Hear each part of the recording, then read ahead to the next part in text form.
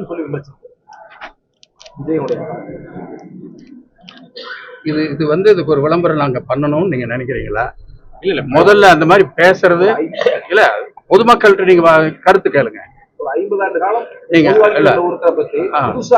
தப்புங்கிறீங்கல்ல, தப்புன்னு நீங்களே சொல்றீங்கல்ல, அதே தான் நான் அதே தான் நானும் சொல்றேன்.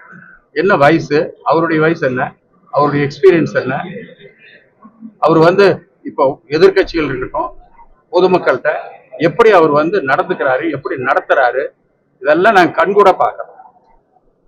இவ்வளவு பேசுறோம். அப்புறம் நம்ம வந்து பெட்டிஷன் வாங்குறீங்க அப்படிங்கிறாங்க.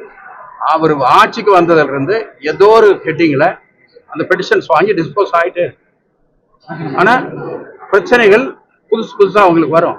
இப்ப என் பேர்ல பட்டா மாத்தணும்னு சொல்றேன். நான் நாளைக்கு வந்து இன்னொரு வாரிசுக்காருக்காச்சும் மாத்தணும்னா அவங்களுக்கு பேரு பட்டா மாறணும். அதெல்லாம் வந்து நடைமுறையில இருக்கிறது. அதைத்தான் பண்றோம். அதுக்கு ஒரு குற்றம் கண்டுபிடிக்கிறாங்க. இதெல்லாமே நாங்க பண்ணிட்டு இருக்கிறோம். தலைவர் வந்து எங்கேயாச்சும் போனாருன்னா, யாராச்சும் ஒரு மாற்றுத்திறனாளி வந்ததுன்னா ஒதுக்கி விட்டுட்டு அவங்கள முதல்ல போக வைப்பாங்க. Ambulance நடத்தினாரு sir. அவர் சொல்றாரு திமுகவுக்கும் தமிழக வெற்றி கழகத்துக்கு மட்டும்தான் போட்டி, நேரடி போட்டி. அவர் திமுகவை நல்ல உயர்ந்தரத்துல பாக்குறாரு. அதுக்காக அமித்ஷா சொல்லிருக்காரு அதிமுக பாஜக கூட்டணி ஆட்சி அமைக்க எந்த ஸ்டேட்லன்னு கேட்டு சொல்லுங்க.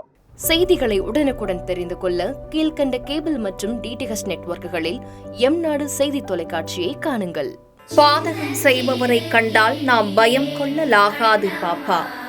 மோதி மிதித்துவிடு பாப்பா, அவர் முகத்தில் உமிழ்ந்துவிடு பாப்பா.